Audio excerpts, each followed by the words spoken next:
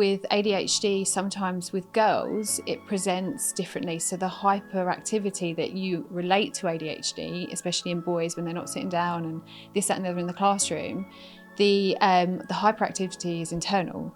So it's anxiety, it's low self-worth, bad thoughts and things like this. Lots of families find it really helps them understand what's going on in the brain when people are struggling with anxiety or stress. Mm-hmm. I think that's such an important point. I think reframing things, because our focus can often be on the negative and the things that we're struggling with and that kind of deficit lens. But that's why I think the neuroaffirmative movement is so powerful for families and individuals. So welcome back. I'm so excited to introduce our guest for the second time, Dr. Beth Mosley. So welcome Beth. I'd like you to introduce yourself again if that's okay, and just let us know from your walk of life what you've been up to in your working experience. Hi, so yes, I'm a consultant clinical psychologist and I'm really happy to be here today. I've worked with children and families for over 20 years now in mental health services in the NHS. And I've also written a book called Happy Families, How to Protect and Support Your Child's Mental Health, which was really born from recognising how many families are interested in looking after and supporting their children, but often find it really difficult to find that relatable, accessible information. So I'm grateful to be here today. Perfect. So I'm going to follow on from our first podcast. We spoke about neurodiversity and how it affects family life, diagnosis, how that can affect, your emotions and handling that. And I just want to delve in a little bit deeper now. And what I found really interesting is anxiety, both in autistic and ADHD, and how it can present itself. So anxiety seems to be a frequent companion for both neurodiverse children and their parents. What are the most common anxiety triggers in neurodiverse children? Really great question. And in my field, we have a lot of referrals for young people. It's one of the highest things that young people are referred into mental health services for generally is anxiety. Yeah. And many of those young people might be neurodivergent. So first of all, I thought it might be helpful just to very briefly define ADHD and autism. And the reason for that is because, and I think it can make sense of why and what might be particularly challenging around anxiety for those individuals. Yeah. So firstly, with autism, it's a neurodevelopmental difference that affects how someone experiences the world around them.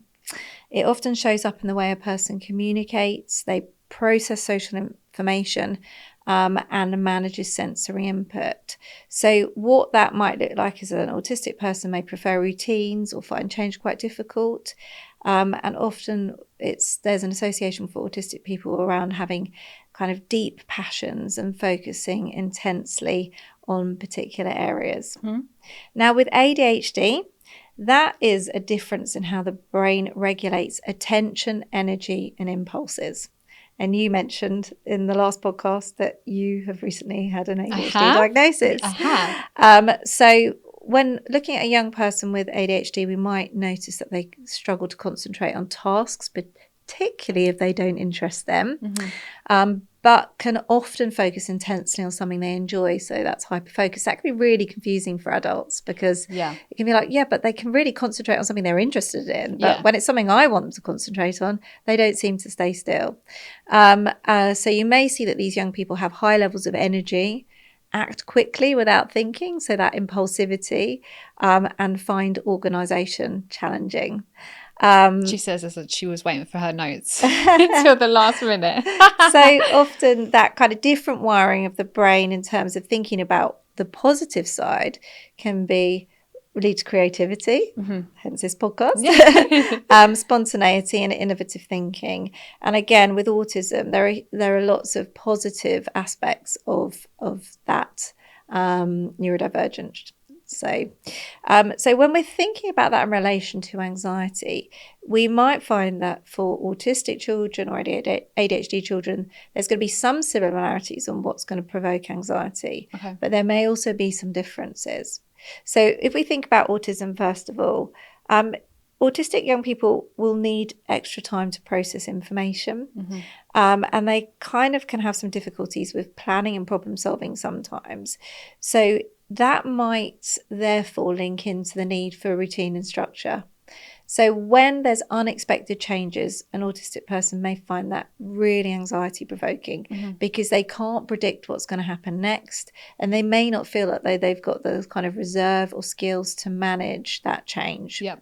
So that feels really uncomfortable and can create lots of feelings of anxiety. Because I think, just interrupting you quickly, I think being neurodiverse itself is exhausting. And then obviously if you then have that trigger of anxiety, it's just so overwhelming, you know?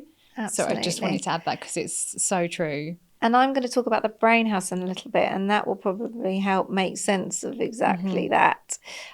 So one of the other things is anxiety in social situations. Yep. So if you have an autistic young person in your life, you may find that they don't like going out for dinner in restaurants because they find that whole kind of situation noisy, overwhelming, eating in front of other people, having to answer a question to a stranger about what they want to eat, all of those types of things. So having difficulty knowing how others think or feel and being able to predict that, and also having difficulty communicating your own feelings can make social situations feel really anxiety provoking. Yeah. So you can imagine starting at a new school, as we're recording this in the summer and we're leading up to September, aren't we? Absolutely. So for an autistic child who's starting a new school or a new class, there are so many elements of that change in routine. They might be looking forward to getting back into a routine because they've lost the routine over the summer. But actually meeting new people, being understood by others, making new friends, getting to know their teacher, are hugely anxiety provoking. We know that that's typically anxiety provoking for anyone because it's a new situation, but for an autistic child that would be potentially more triggering. Yep. And then sensory differences. I think this is so important to highlight because quite often it can be something that is missed. So that heightened sensory response, so finding lighting particularly difficult, finding noises that really, so hearing a ticking clock in a room could be unbearable. Yep. Or even the sensation or smell of things. And I'm going to talk about this idea of the iceberg model in a minute, but it's really important to understand that because when we're feeling anxious or we're seeing our child anxious, it's very difficult sometimes to interpret what is triggering that. But it could be simply being overwhelmed by a smell that smells disgusting to that young person. Yeah. But they're really struggling to communicate that is why they're feeling anxious, or even that they're feeling anxious. But we can talk a little bit more about that later.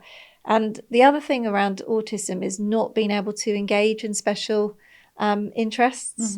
So the feeling or the fear that the thing that they love thinking about or doing won't be accessible for them. Okay. That can create a lot of anticipation anxiety. Right. So again, think about the scenario of going out for dinner at a restaurant because it's somebody's birthday. The fear that they might not be able to look online at their particular thing that they might be interested in, say it's anime, could potentially also increase that anxiety. Okay. Same with going to school. Yeah. If you're going to school, perhaps the thing that you're super hyper interested in, which you want to do as soon as you get home, you can't do at school. Yeah. So that can also provoke anxiety.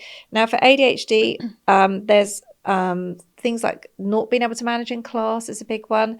Getting into that cycle of always being told off. So not being able to sit still in a classroom, having to concentrate and listen and then realise you've lost the thread of what the teacher was saying and you can't keep up. So just that anxiety about, I suppose, falling behind, not being in the loop, missing something, no matter how hard you're trying to concentrate. Impulsivity can lead to embarrassment. So I'm sure we can all relate to this, saying something before you thought it through. Yeah. And then afterwards thinking, oh my goodness, why did I say that? Why did I behave like that? So that can be a real challenge. Getting it wrong, and then exclusion from peer groups and activities. And I think that's an anxiety for all young people, both autistic and ADHD as well, is that feeling of not fitting in, not potentially being understood or liked, and that therefore that anxiety of constantly not having... Validating yourself. Exactly. Yeah. Weirdly, just interestingly, when I got my diagnosis, I found out there's a lot of there's a lot of girls that get misdiagnosed or not diagnosed with ADHD, and I found it really interesting because once I did some research and things, because I've always been a very anxious person, and I just thought that's who I was. But with ADHD, sometimes with girls, it presents differently. So the hyperactivity that you relate to ADHD, especially in boys when they're not sitting down and this, that, and the other in the classroom, the hyperactivity is internal. So it's anxiety, it's low self-worth, bad thoughts and things like this. And I found that really interesting because obviously, when boys are jumping about and stuff, not necessarily boys, but it's more in boys, isn't it? That's a visual, and that's an easier thing to then sort of go on for a diagnosis. Whereas with girls, we're quite good at masking as well, and it's very internal. So the anxiety thing for me, I had no idea until recently that was a neurodiverse. I know everyone can suffer with anxiety, but it's more of a neurodiverse symptom, isn't it? Yeah, and I think that's a really important point about masking and also gender differences. Yep. So we do know that girls are less likely to be diagnosed with ADHD or autism. And there are some theories around how lots of young people may mask their differences, but it's more likely in girls. Yeah. And so, again, that requires a huge amount of energy. So you're spending a lot of time pretending or suppressing those natural tendencies. And naturally, for you as a girl, if I'm jumping around the classroom like that, I'm going to be socially shunned. Yeah. Then I suppose what happens is you just inhibit it, but it all is still happening within your body. Absolutely. So yeah, that we often see girls being diagnosed later and later in life because they have looked more neurotypical because they've worked so hard to compensate. Yeah. And then what tends to happen is school report that everything's fine at school. Yeah. But when they come home, there's a massive fallout. When the mask comes off and they can just be themselves, it's really hard. Absolutely. I also found, correct me if I'm wrong, because I got this from Google, so it might be wrong, but a lot of girls, get misdiagnosed with depression when they have got ADHD. Then they can go on medication, and the serotonin in the medication can then drop the dopamine even more, and that can actually make their symptoms for ADHD 10 times worse. So there's all these, women who are actually worse off than what they were before, but not knowing. I just think it's really interesting, and with science and things, medical science and stuff, a lot of things were tested on men more than women, weren't they? So we're still kind of trying to catch up. I think as a mum and really struggling with anxiety and stuff, you never want to then jeopardize your child's future and being able to take them to the park and stuff. And I just think if girls and women can get that diagnosis so much earlier, if they can, by recognizing, what's going on with them, I think that's really important. Yes, because if you as an adolescent or a child don't understand your own differences, absolutely, and you can't make sense of those, and other people don't either, then it leads to real challenges around self-esteem, because you're perpetually stuck in a place of feeling misunderstood, and then sometimes maybe feeling like if I'm my true self, nobody will actually like me. Yeah. So it's a real challenge because what we talked about in the last episode was having to kind of be in a neurotypical world where those norms are privileged. Yeah. You find out pretty quick that if you're jumping around the classroom, you're going to get told off, and other people are going to see you as a pain. And so it's really difficult sometimes to be your natural self without finding that there's some societal consequence. Yes. So you learn quite quickly to just lock that down. Yeah. And just try and keep the kind of wheels on so that you can coast along and survive life. But it requires a huge amount of energy and sort of self-denial. Suppressing that doesn't make it go away, does it? No. It's just, you keep cramming it down. It's so, and it'll it's come so out in other unhealthy. ways, like you're saying, because you'll your nervous system will be kind of working double time, and you might find yourself becoming more physically unwell, for example. So yes, I think it's really interesting. Do you find that anxiety presents differently in neurodiverse children to neurotypical? Is there some differentiations that, like, parents can be like, okay, this is slightly different to the neurotypical world, we might need to explore this? I think you might see more extremes. So you might see more meltdowns, which are kind of like a complete sensory overwhelm, which could go one way or another. It could be kind of extreme distress, which you can clearly see, or extreme shutdown. Okay. Or you may see young people presenting with more physical ailments, so more sort of presenting as being poorly, of headaches and migraines, or unexplained physical symptoms. So I think generally the body, when it's in fight, flight, freeze mode, which is kind of where anxiety, which is, often a helpful thing, it's the thing that keeps us safe and protects us from danger, with the way that our body reacts in order to either fight, flight, or freeze, we just might see those presentations in a more extreme way, or it might be more difficult to get that young person back to no longer feeling anxious. So back the hangover's bigger. Okay. So the cost, so you might see a neurodivergent young person can stay in that heightened state of distress for a longer period of time and might need more time to recover. Okay. So how, as a parent, would you be able to help a child that's overwhelmed with anxiety in that sort of moment?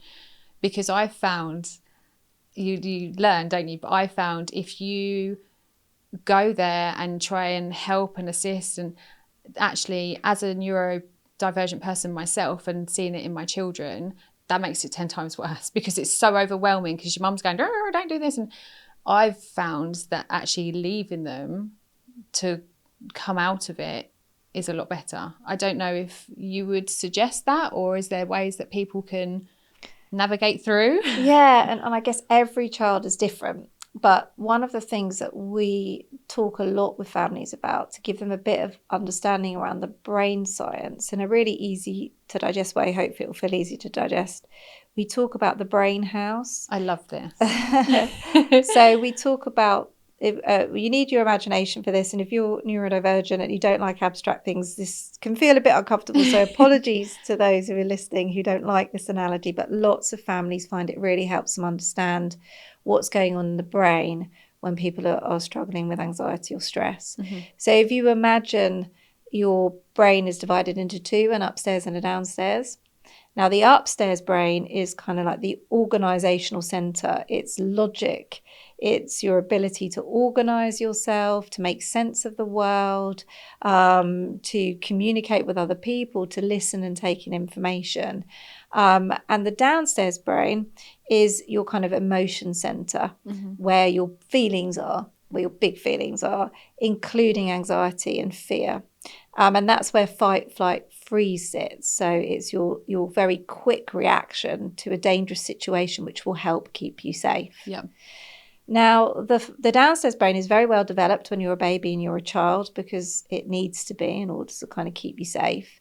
And over time, over years, actually 24 years, wow, the upstairs brain, which is the prefrontal cortex, is developing. And the connection between the upstairs brain and the downstairs brain is critical, because the upstairs brain helps regulate the downstairs brain. So if you are feeling afraid of something and your downstairs brain kicks off, and you don't need to be afraid of it, because it was a big bang, but there wasn't somebody breaking into your house. It was just a door slamming in the wind. So if your upstairs brain is telling your downstairs brain you're safe and that there isn't an intruder in the house, you can settle back down and go back to sleep. So you need your downstairs and upstairs brain to work together to make sense of the world. You need the staircase. So what you need between the upstairs and the downstairs brain is a staircase. Absolutely perfect. So as our children are growing and developing, the communication between the upstairs and downstairs brain gets stronger. Okay. And that helps the downstairs brain become more regulated. Mm-hmm.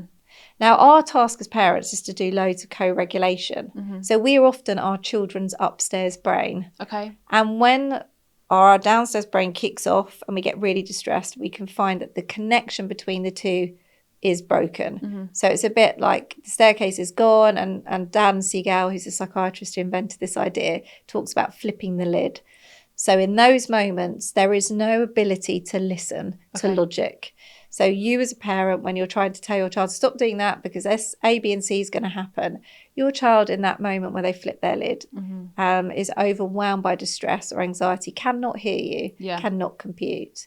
So one of the things that we often do as parents is we try to move too quickly to solving the problem, or sometimes we sort of connection before correction, trying to get our children to do what we need them to do before we've allowed them to get their upstairs brain and downstairs brain reconnected with that staircase. Yeah. So the key thing that helps with the reconnection is connection. Okay. And you'll know this yourself. So if you as an adult have experienced extreme distress or fear, what you need from another person is often that soothing interaction, which helps that person, that person understands where you're at and understands you're afraid, and helps your system start to calm down and believe, actually I am safe and something terrible isn't going to happen. And then your upstairs brain and downstairs brain will be reconnected. Okay. Now, the challenge with young people who are neurodivergent is that quite a lot of things might be flipping their lid. So you walk into a bright room, flip the lid. Yeah. No one else in the room understands that it's bright for you, but your lid is flipped. Yeah. You're going into a social situation and you think, I'm not going to be able to look at that person in the face and say hello because it's just too much. You flipped your lid. And some of the things that we as parents might do to connect with a neurotypical child might be really unhelpful for a neurodivergent child. So, for example, touch. So quite often we might use soothing touch as a way to connect with a child. Yes. But actually, if you have an autistic child who really doesn't like being touched, and is already overstimulated, then that could actually be a really unhelpful thing. So I think for a parent, it can be a real challenge of finding ways to, when your child is in distress, to A, understand that they're in distress, and B, then know how to connect in order to help the upstairs and downstairs brain reconnect, so that you can then kind of move on and hopefully help your child kind of feel better. Yeah. I found what I found with, because I was suffering really bad with anxiety the last year with business and stuff, and Archie, now he's going to his GCSE level, he was really struggling as well. And I did a bit of research, and what I found is your body doesn't know the difference between anxiety and excitement. It's still the same sort of process inside.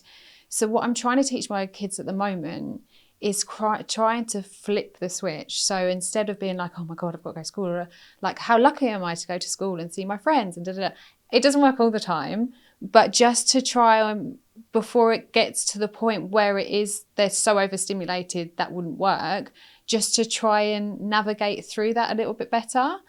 Yes, I think that's a really good point. So extreme emotions like happiness, excitement, all are happening in the downstairs brain. And when our children get excited, they flip their lid too. I mean, my son clearly did that with his food fight with his friend, which we talked about in our first episode.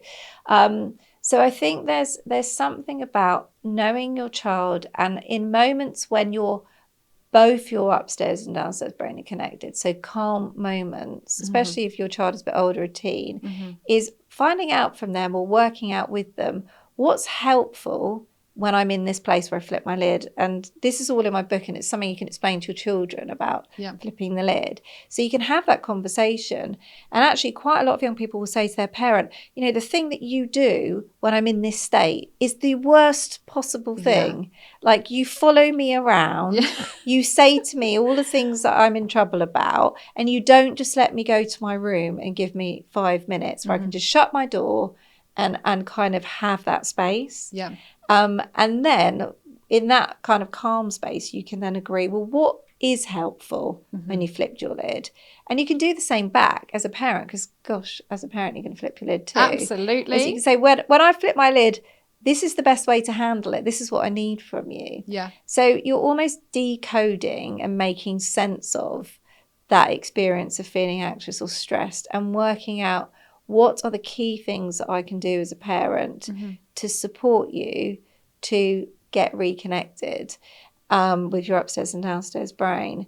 And I think it's just holding in mind that for some young people, particularly with autism, it could be those sensory environmental differences. And I think that's one of the key differences when I'm working with a neurotypical individual compared to an autistic individual, is I would be saying, please, can you modify the environment?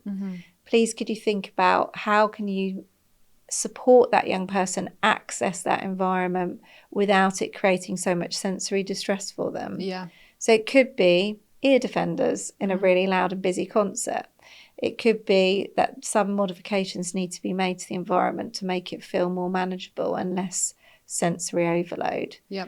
So I think that's one element, is thinking about the sensory environment and how can things be changed, or how can you support your child to feel that they've got enough control, that if they're overwhelmed by that sensory environment, they've got a safe place to go. Yeah. And that's why building in a safe space in the house or a safe space in school where that young person will not be overloaded and will feel comforting and safe to them is really important. I guess the other thing that we're going to talk a little bit in a minute is about emotional regulation and emotional literacy. If it's really difficult for a young person to communicate with us about how they're feeling with regard to anxiety, I guess some of the things that we can teach them about how they can maybe let us know that they're feeling really particularly on edge today. And they could do that with them, like you can create an emoji key, for example. They've got a phone. Like if they send you this emoji, today they're... Stay out of the way. they're finding things more difficult. And then if you also know what are the things that I can do as a parent that will help stabilize you. Yeah. And it could be something about special interests. So it could be, if you're going to sit with me and look at my favorite show or look through my favorite game that I've got, with a gaming thing, that's really going to be soothing for me. Yeah. That's really going to help me calm down. That's what I need. That's what I need. And so it's almost like, how do you decode one another with this understanding so that when you're in those high stress moments, you're doing the best you possibly can to manage them and get it as right as you can. But I think there's also an acceptance that anxiety is always going to be a part of everybody's life. And how can you use that positively rather than seeing it as a barrier all of the time to kind of engaging in things that are important to you. Because one of the biggest things about anxiety is it stops us often doing things that might be important to us.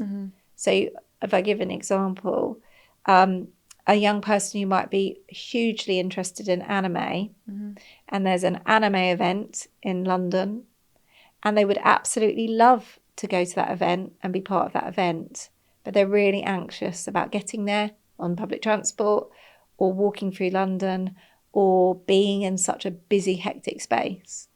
Now, in that situation, the anxiety could be a barrier to them being at an event that they would love to be at more than anything in the world. Now, it's quite possible, because your child wants to be there more than anything in the world, they'll have the motivation to kind of be involved with planning, how can we do this in a way that feels more manageable? And I can still do it. And I can still do it. And because they so badly want to do it, then you're more likely to be able to have those conversations, and they're more likely to be able to tolerate some of the anxiety that comes to get there. That's interesting. But if it's not something your child really is not remotely interested or motivated to do, like, I really want us to go out for dinner. I really want to do my GCSEs. Yeah, I really want you to go to school. Yeah. It's much more difficult. And so I guess that is the challenge we face when anxiety gets super big, because it can prevent our children from engaging in some of those essential activities. And again, that's where quite often what we need as parents and those children need is quite a lot of adaptations to the environment, which can bring its own challenges if other people within those environments don't understand don't get it. that need. Because, So touching on anxiety still, but I just want to flip it a little bit. So how should parents approach their own anxiety about their child's future and well-being? Because it is very different, and it is a very grey area, isn't it, for, neurodiverse, because some people have neurodiverse, not bigger than other people, but there are more extreme cases, aren't there, where, possibly they won't be able to move out of home. Or how do parents sort of navigate the anxiety of that? Because that must be really overwhelming for a parent. Absolutely. And I think for many and most parents, all parents are preoccupied with worry and anxiety about their children's future, and the desire for them to be happy, to be independent, to have good relationships, to have a job, to have an income. They're all the things that we're hoping that through childhood will be equipping our children to grow into adults that can do that. Yeah, of course. So if your child has any additional needs which maybe feel like they're going to make that more difficult or more of a challenge, it makes perfect sense that as a parent you're going to be even more worried.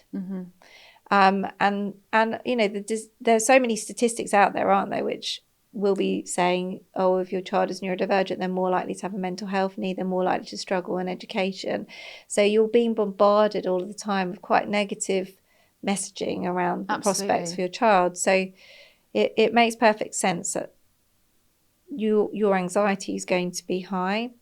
And I guess that's where, as a parent, and I'd say this to any parent, but particularly for a parent with these additional demands, how you resource and look after yourself is going to be so critical in terms of you holding that hope that despite your child's differences, they are going to find their way in the world. Yeah. And I guess one of the big stresses for parents is the need for constant advocacy for their child. And the sense that they're having to fight the system all the time to get what their child needs to thrive and reach their potential. So there's something here about self-compassion. Like, I think if you have a neurodivergent child, you've probably had a really tough journey up to the point that you got that diagnosis. You might not have that diagnosis yet. You might be fighting for that journey right now. So there's something about how do you build a community around you that's supportive, because it does take a village to raise a child. Yeah. And in other parts of the world, in collective communities, there's much less stress around parenting because it doesn't fall on one person's shoulders to provide all the parenting care. Yeah. So finding ways to think about who your village is and who can support you is really critical. And I guess taking one day at a time, because nobody can truly predict the future. Yeah. And if you spend so much time worrying about the future, then actually you're missing the opportunity to enjoy the now. 100%. I agree with that. And so it's a really, really difficult thing to do. And it's something I struggle to do as a parent as well.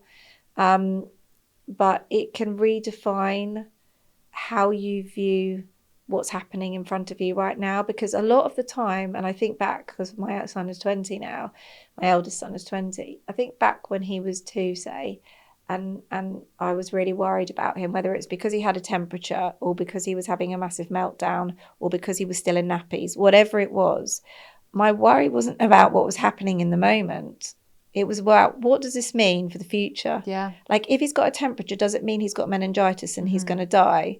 If he's not out of his nappies, but all of his peers are, does that mean he's going to be in nappies till he's 13? Yeah.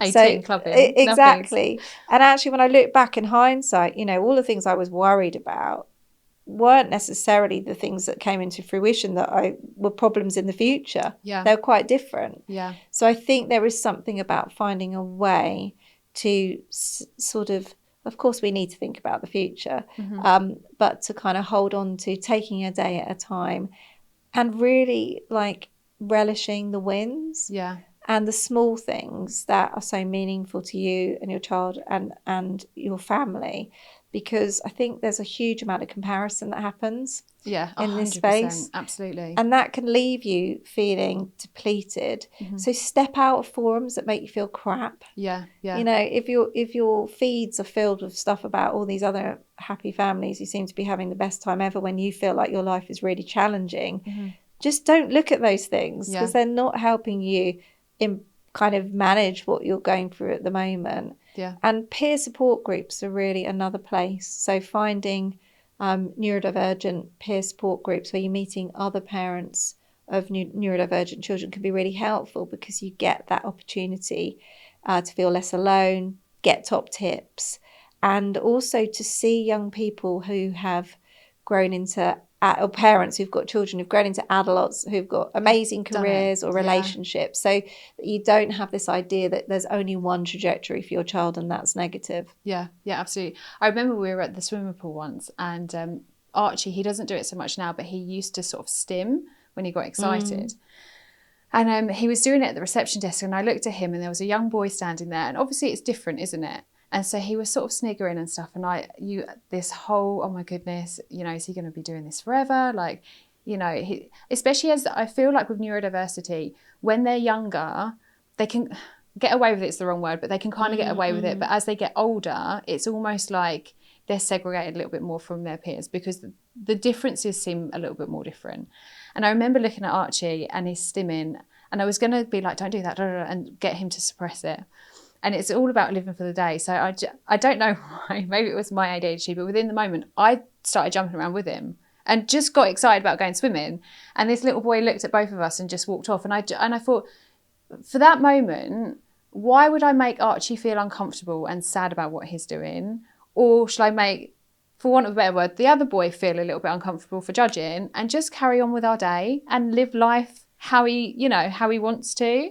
And it made such a difference in my perspective that I know you need to worry, like you were saying, not worry, but you need to be aware of the future, but equally you need to live for the here and now, because what they can bring to your life, like Archie's taught me so much that I'm such a better person for him being in my life than if he was neurotypical, if I'm honest with you, because it's just their way of looking at the world. It's so different, but it's a good thing. It doesn't have to be a bad thing, does it? I think that's such an important point. I think reframing things, because our focus can often be on the negative and the things that we're struggling with, and that kind of deficit lens.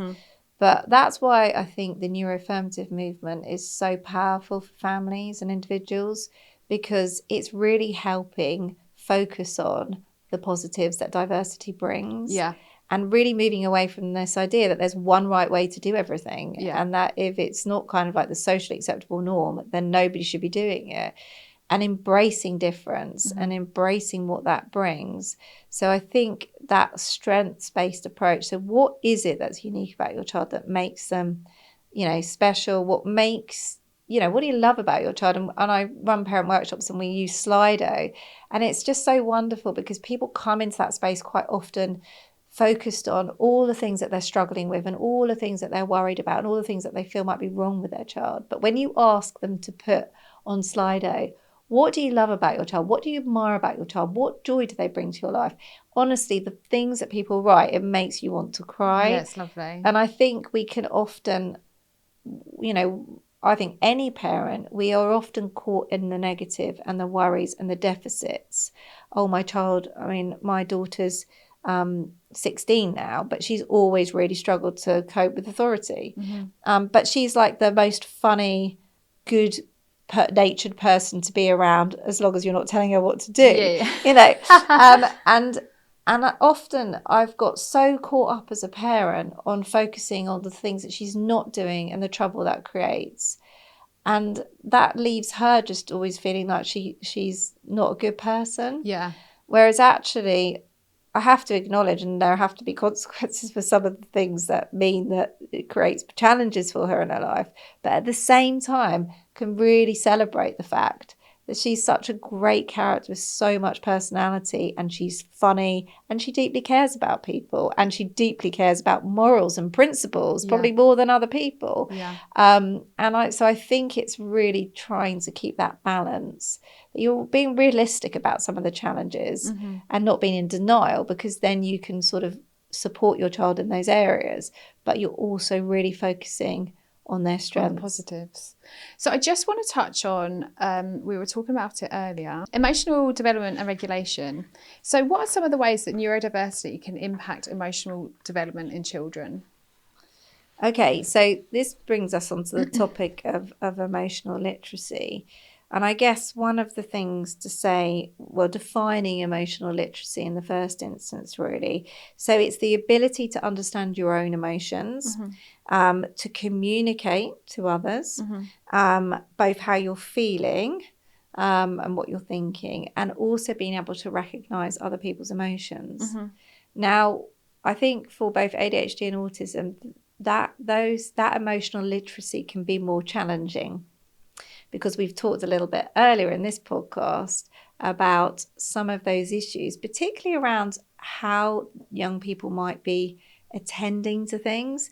So if you think about being a young person with ADHD, you might really struggle to pay enough attention to what's happening for other people around you, which means that you're making lots of decisions without using that information, which means you might not notice that somebody's really grumpy and sad right now, but you're just super happy and you can't wait to do something. So you push all of the wrong buttons, and then you end up in a being told off. With a young person with autism, it might be that they really struggle to understand their own emotions and how they feel. We talk in the first podcast about this idea of interoception, which is having a sense of what you're feeling right now in time, and then being able to communicate that to other people.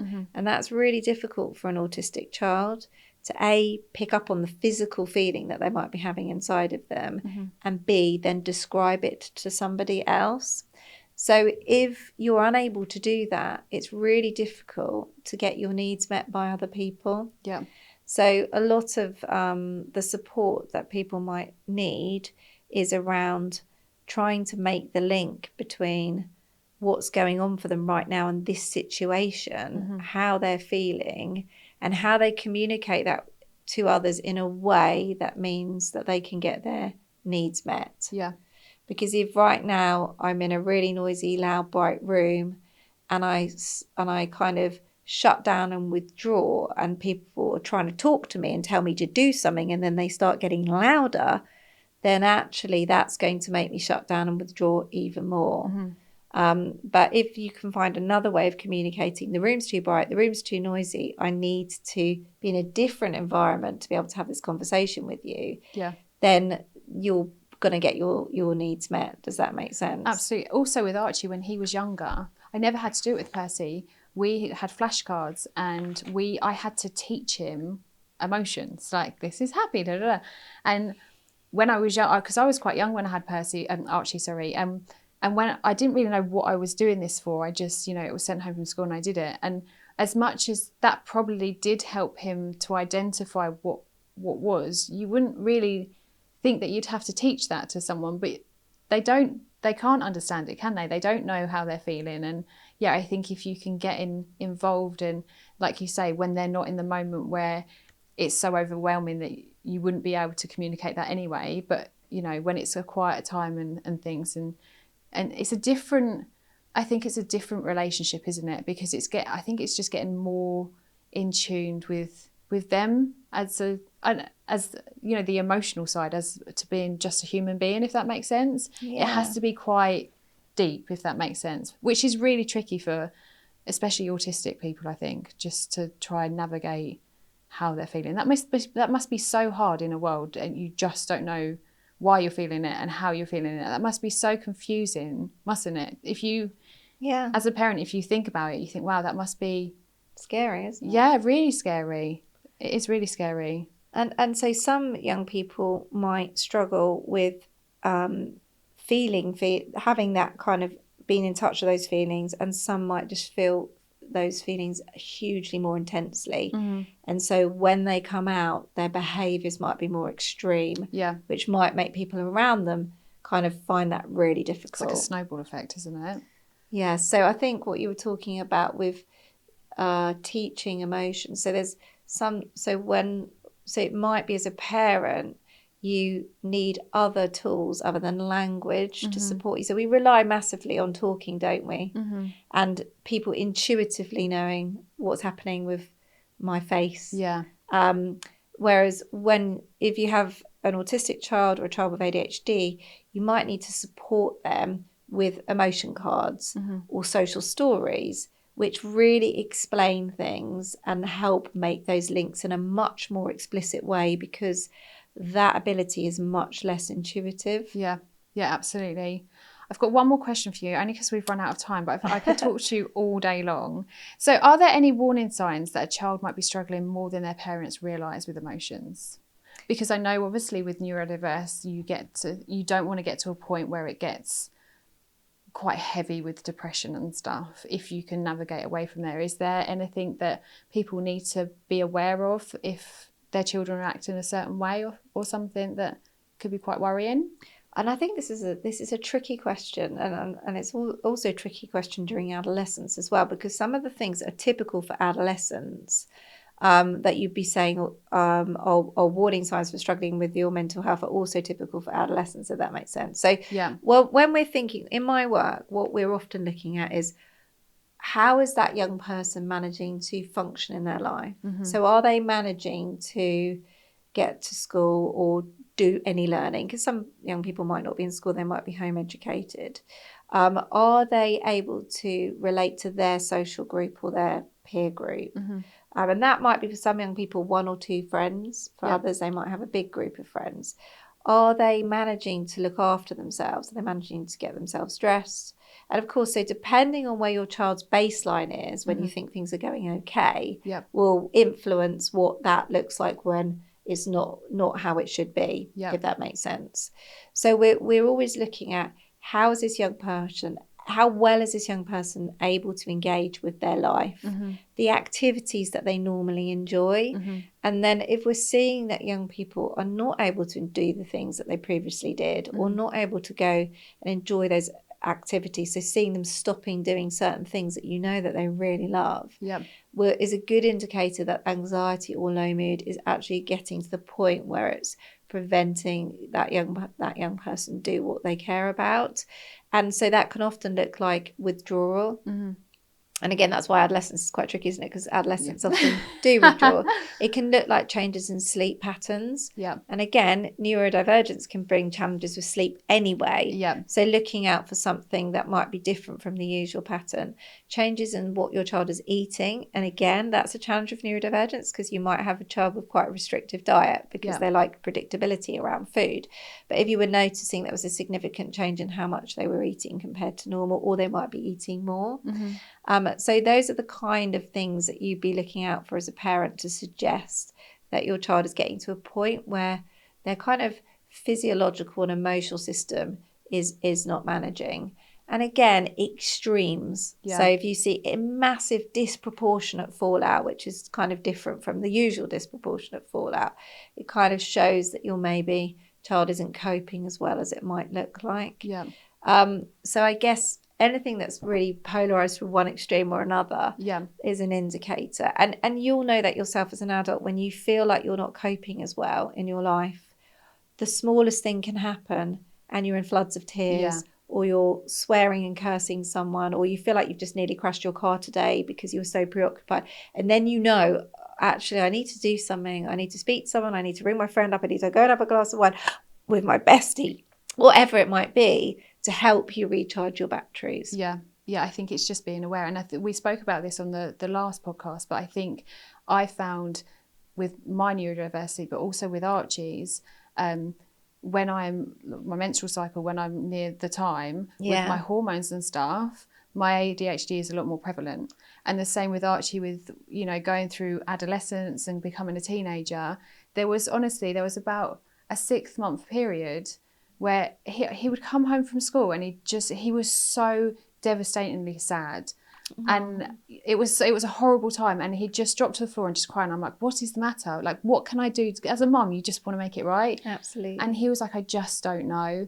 And I remember going for his EHCP review, and they said the lady is lovely. I'm so lucky that he's managed to go through all this, and he's had so much support and stuff, which I know people struggle with, and I've always been very grateful for it. But she said, I've never seen such a worst case, because it was almost like his autism was multiplied. And it wasn't, because I know that can't be medically, it can't be a thing, but it's interesting how much that can change.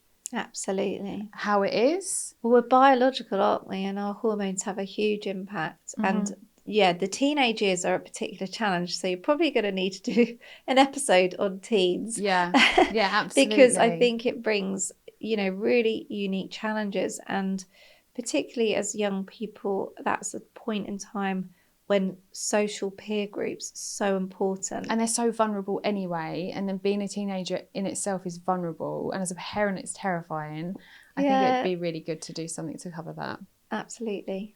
Perfect. Well, we're out of time. Well, thank you. I'd love our readers to grab your book so they can get more information. It's very bright and colourful. It's beautiful. Look. We'll add the links on below so they can grab that. But thank you so much again. I really appreciate it. You're welcome. I'll speak to you soon.